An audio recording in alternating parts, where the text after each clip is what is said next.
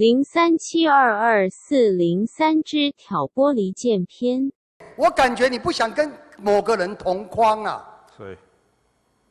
谁哦？我不知道啊。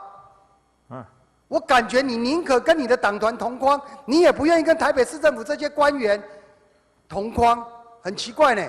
不会。好，因为昨天局部长，没关系，先回我现在问的是市长。来，你们3位先请回。我没有找你们上来，我再提醒，我没叫你们谁都不要上来。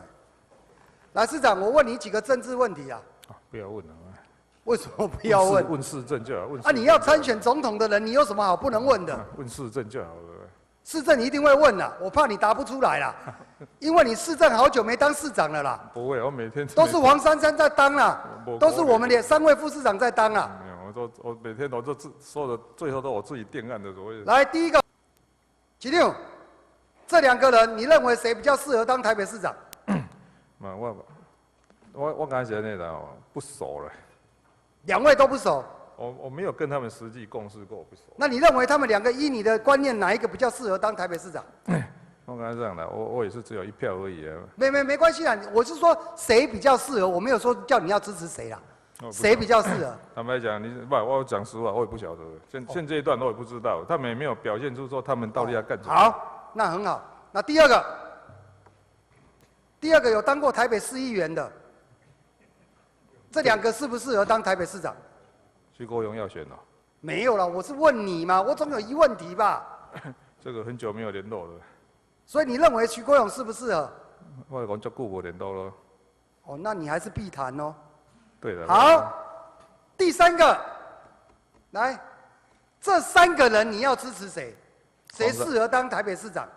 我这样嘛，再怎样我也是1票，但是这个还是给台北市民做决定。你不可能有2票啦。但是在现阶段，我刚才是这样的啊，我还是用黄珊珊。你不是拜登，你没有2票啦，你只有1票。我还是用黄珊珊讲的话，就是说，现阶段不要说考试，连模拟考都还没开始，应该是现在在好好读书。所以你还是在闪避我的问题，没关系。好，我们看下一页。这3个人，我相信你的答案还是不会有答案了。好。下一张。这2个人，你告诉我谁适合当台北市长？你再不回答，你真的是要打50个大板屁股。不是啊，人家黄珊珊是有在训，有在学，有在里面在实际在怎么讲，在运作的。所以你认为黄珊珊比较适合哦？不是啊，人家是我刚才那个这个事情，我还是要经过一定的学习训练会比较好。因为我刚才看一看，你就好像不愿意带着黄珊珊去吃牛肉面同框啊。不是啊，这个。我告诉你，我直接告诉你，我比你叫小咖后。黄珊珊跟蒋万安，谁适合当台北市长？如果民主进步党缺席，或者民主进步党有所谓的合作方式，当然早期是被你骗了。那现在如果还有合作方式，我会支持黄珊珊。他知道民众要什么。不要说什么。他知道我们市政要怎么推动，这样你就不敢啦。你又要跟蒋万安暧昧，又要经由国民党暧昧。我根本都不蒋万安。那不然我问你嘛，这2个你要支持谁啊？你认为谁适合当台北市长？不是，现阶段人家黄珊珊是有在很认真在有一个training course， 就是人家是有在实务在做的。所以你在问我。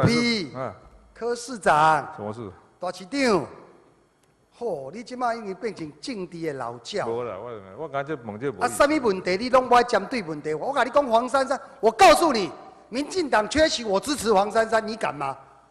不，你们有没有缺席，我都支持他也。真的你都支持他？真的民众党全力支持他。不，我刚才你看又来了，还是那一句话，又来了。不，我讲离那个投票还有2年了。我跟你讲你只要看美国大选这个世界真是变化太快的，所以还是现阶段把该做的事做好。我所有的朋友当时候投你的，我都替你跟人家道歉了。免了，不用道歉了不用。没关系啦，讲市政啦，反正这个问题你不敢讲。黄珊珊黄市长，我先跟你讲，如果民进党缺席，我支持你，对不对？所以你们一定不会。不像柯文哲，连你都不愿意同框，没有啦，对不对？昨天有最起码你知道议员怎么服务，最起码你知道市民要什么，最起码知道哪个区块需要什么样的建设。市长已经2年没当市长了，这2年，谢谢3位副市长啊，跟秘书长，谢谢你们了。那讲这种来，起定，我问你一个市政问题。在场的牛肉面我全买单，统编给你03722403。